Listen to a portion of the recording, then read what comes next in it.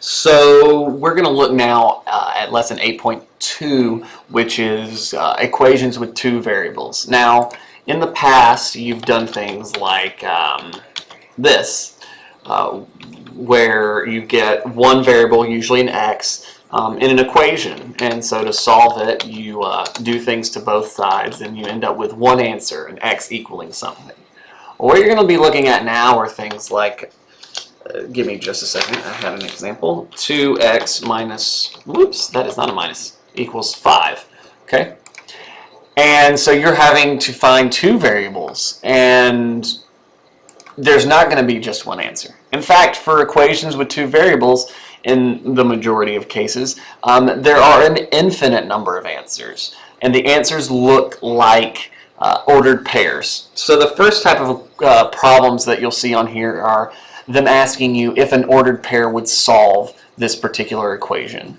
So I'll give you an example. If I say 5 and 5, okay, does that work? Well, in this case, it will work, because what you're going to do is I'm going to plug in the first number, 5, in my x value, and the second number, which is also 5 in this case, and for my y value. So 2, 5 minus 5 equals 5. Lots of 5s everywhere. And that simplifies to 10 minus 5 equals 5. Is that true? Yes, it is. So this particular point, 5, 5, would work for this equation. Now, what if we try something like 6, 8? Okay, does 6, 8 work? Well, here we go. We'll try that one. So I'm going to do 2 times 6 minus 8 equals 5. Well, that gives me 12 minus 8 equals 5, and that's just not true. So that would not be a solution. Okay, so this one right here work. Woo, that's the wrong thing.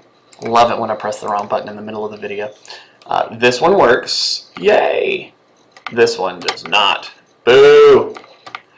2 x's, double x's, because you're so wrong. All right, so, but that's actually not going to be something that you do all that often. They're not going to give you the pair and then you just figure out if it works or not.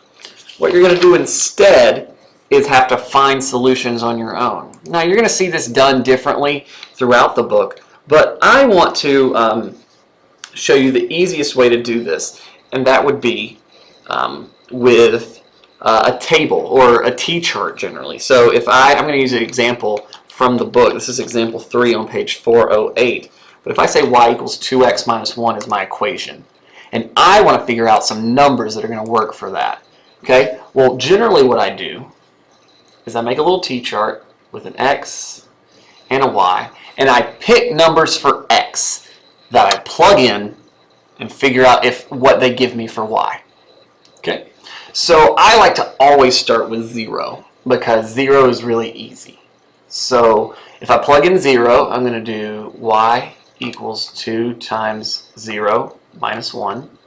So y equals 0 minus 1. So y equals negative 1. So that's going to go in my T-chart. Okay? Now, when you are doing these for lines, in order to, that is the worst eraser job ever. Let's take care of that. When you do lines, you really only need 2 points to create a line. Any 2 points make an individual line. There might be other points on that line, but they will make their own unique line.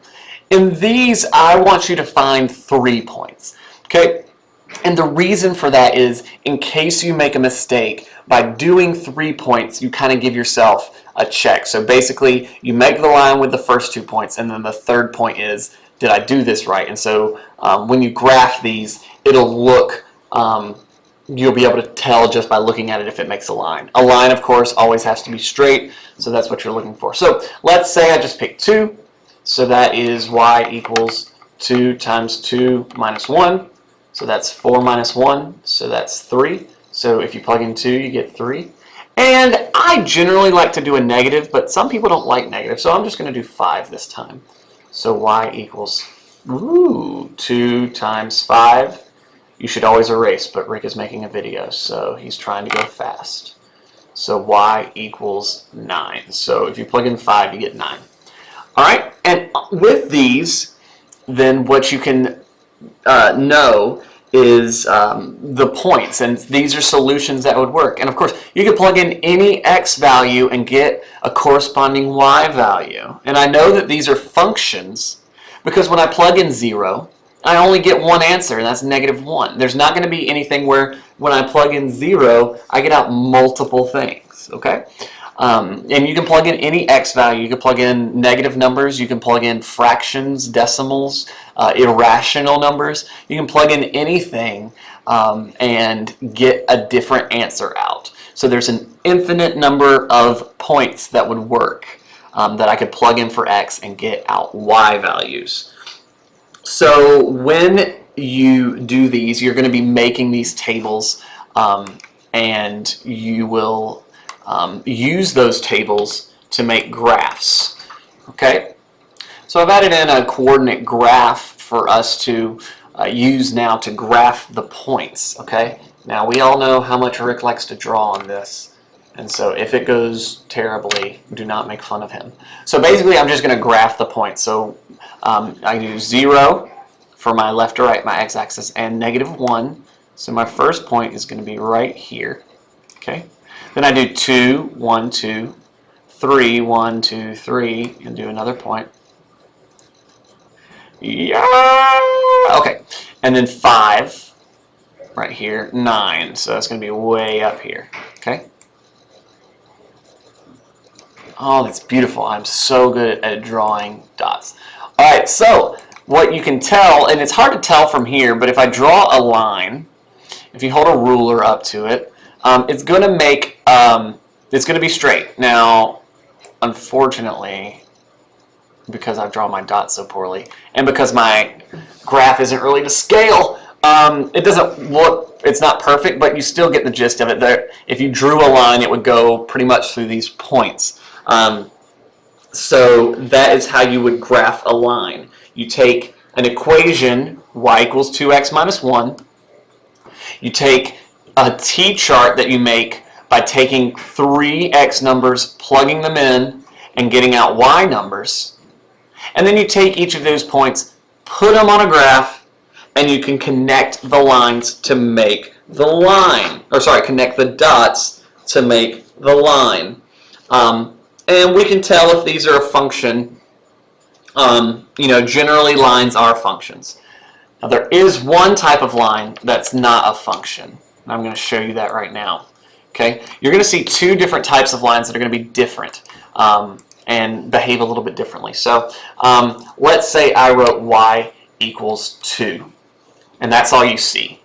Is that a linear equation? Well, actually it is. And what you can make a t-chart. You don't have to, but basically any number I plug in, y is going to be 2. Y is always 2. That's what it says. Y equals 2.